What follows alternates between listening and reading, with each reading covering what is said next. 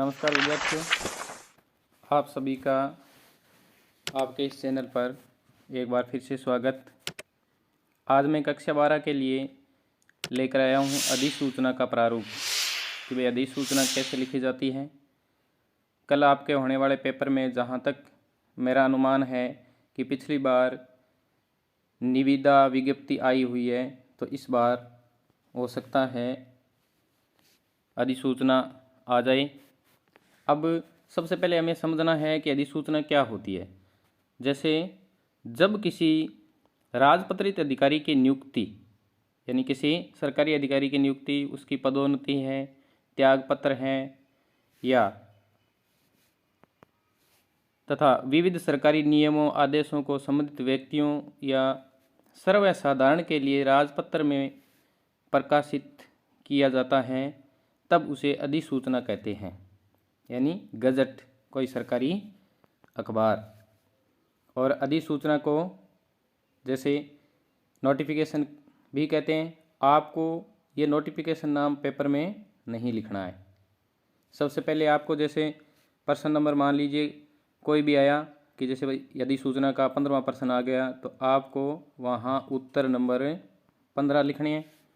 उसके बाद में अधिसूचना शुरू करनी है। जैसे सबसे पहले आपको प्रश्न के अंदर दिया हुआ होगा कि भाई अधिसूचना कौन जारी कर रहा है।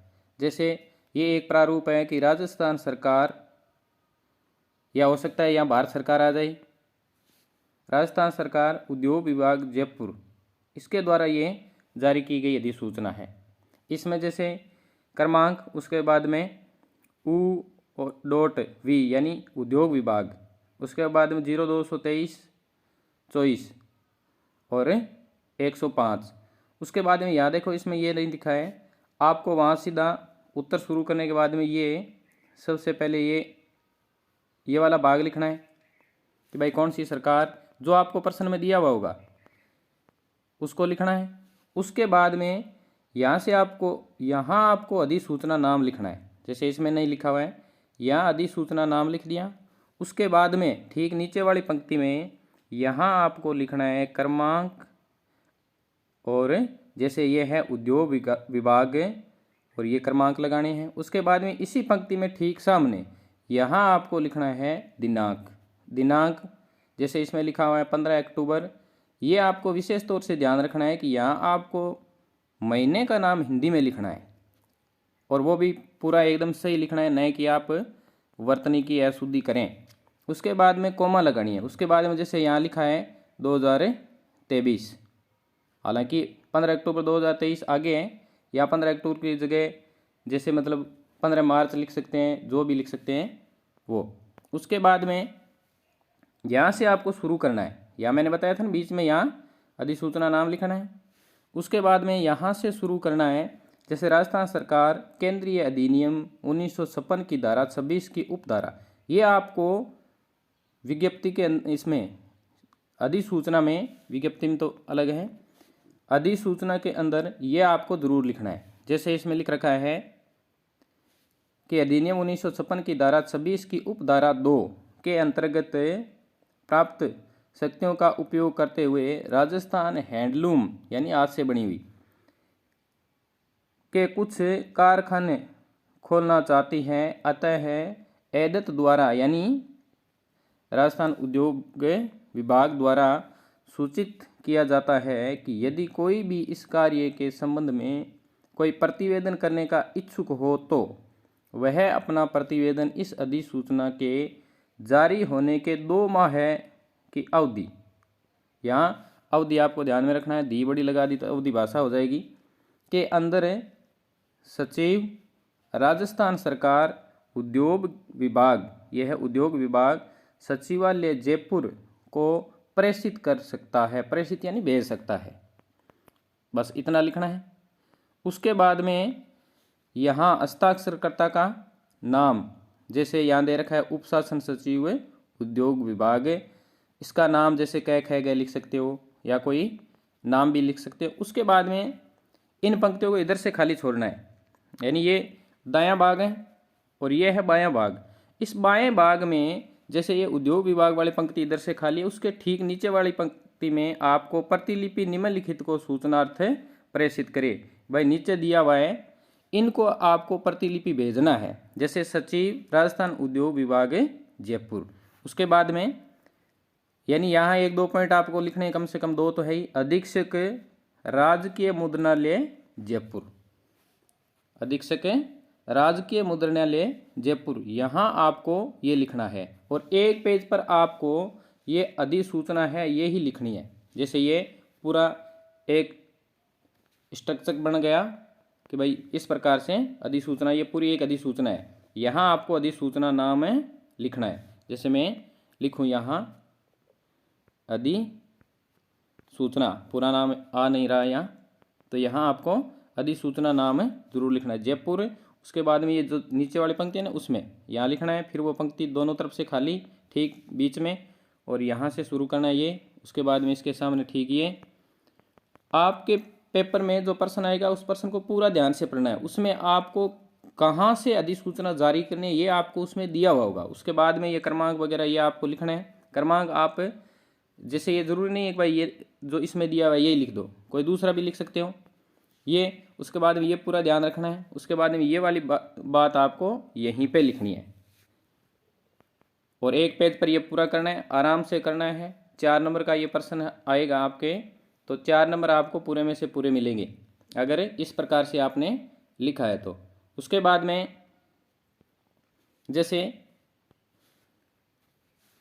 अधिसूचना में निम्न बातों का उल्लेख आवश्यक है, ये बात आपको विशेष तौर से ध्यान रखनी है कि अधिसूचना में यह उल्लेख रहना आवश्यक है कि यह गजट के किसी भाग और किस भाग और किस खंड में प्रकाशित होनी है। ये भाग जो पीछे वाले प्रश्न में दिया था ना, वैसे ये जरूर गजट यानी सरकारी पत्र।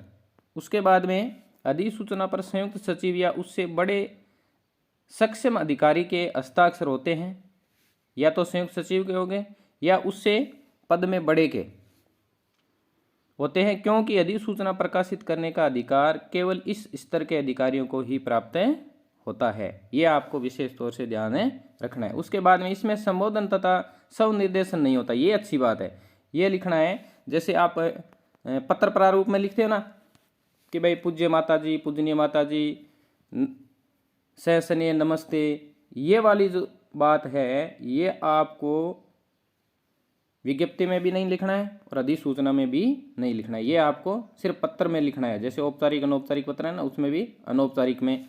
और उसके बाद में देखो नंबर 4 में अधिसूचना जिस कार्यालय से प्रकाशित करवानी है उसका नाम तथा पता आवश्यक है, ये जरूर लिखना है। सबसे पहले आपको यही लिखना है। उसके बाद में है प्रतिलिपियां जिन्हें प्रेषित की जानी है उनके नाम पते नीचे बाईं ओर लिखे जाते हैं, बाईं ओर। ये आपको ध्यान रखना है कि ये वाला भाग बायां है और ये वाला भाग है दायां। यहाँ वो हस्ताक्षर वगैरह करना है। उसके ठीक बाद में उस पंक्ति अंतिम पंक्ति पर जहाँ यहाँ लिखा है ना आपने, उस पंक्ति को इधर से खाली छोड़कर ठीक उससे नीचे। उसके बाद में है अधिसूचनाएं केवल किसी राज्य सरकार या केंद्र सरकार के द्वारा ही जारी की जाती है, ये आपको विशेष तौर से ध्यान रखना है। उसके बाद में हम लेते हैं आगे 1-2 प्रश्न और। जैसे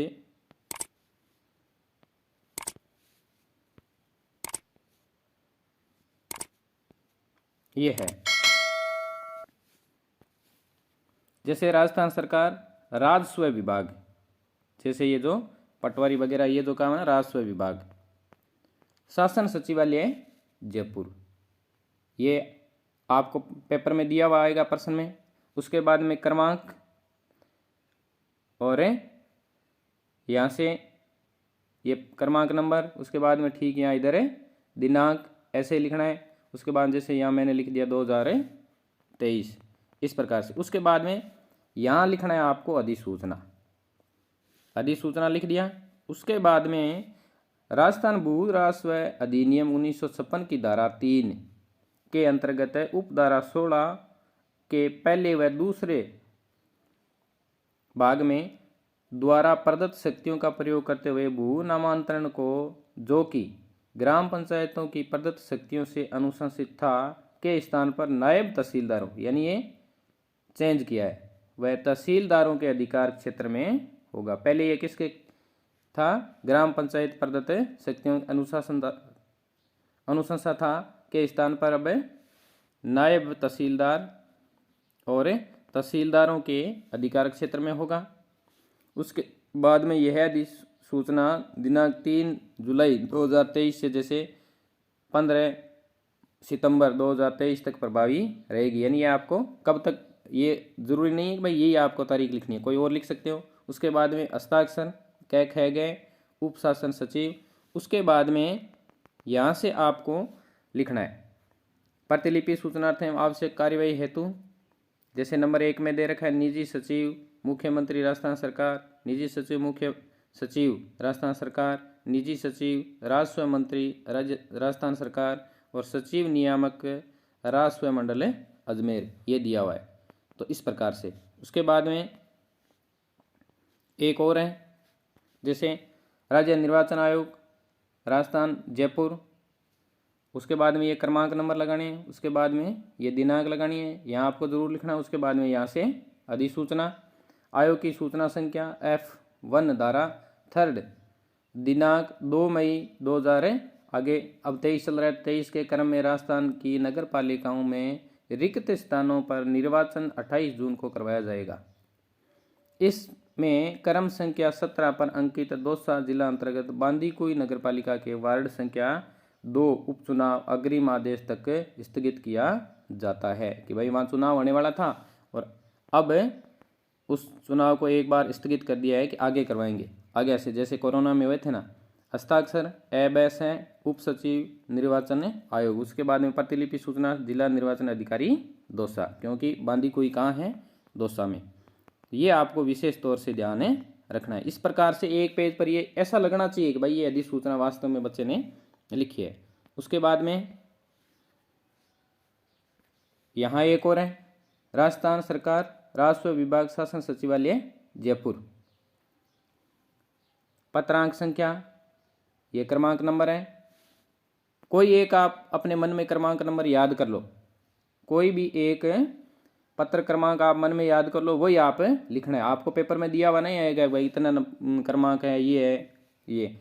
उसके बाद में यहाँ से अधिसूचना, उसके बाद में राजस्थान सरकार द्वारा आयोजित प्रशासन गांवों की और जो पीछे हुआ था 2021-22 या 21 के अंतर्गत जारी मूल निवास एवं जाति प्रमाण पत्र पर हस्ताक्षर हेतु तहसीलदार अधिकृत होंगे।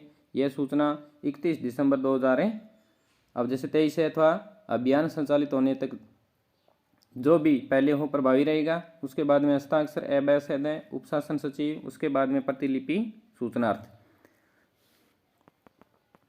उसके बाद में देखो प्रतिलिपि सूचनार्थ में निजी सचिव माननीय मुख्यमंत्री राजस्थान जयपुर, निजी सचिव मुख्य सचिव राजस्थान जयपुर, सचिव राजस्थान राजस्व विभाग है जयपुर। ये आपको ये प्रश्न लिखोगे, देखो ये यहाँ नाम आ रहा है तो ये यहाँ आएगा, और दूसरा अगर और लिखो तो इसे जैसे मतलब बड़ा कोई अधिकारी है तो वो, और सचिव राजस्व विभाग जयपुर समस्त जिला कलेक्टर। उसके बाद में निदेशक राज्य के मुद्रणालय निमित्त राजपत्र के प्रकाशनार्थ, और ये यहाँ करने की ज़रूरत नहीं है। इसमें आप अगर 2 पॉइंट भी लिखो ना तो काफ़ी है यहाँ तक।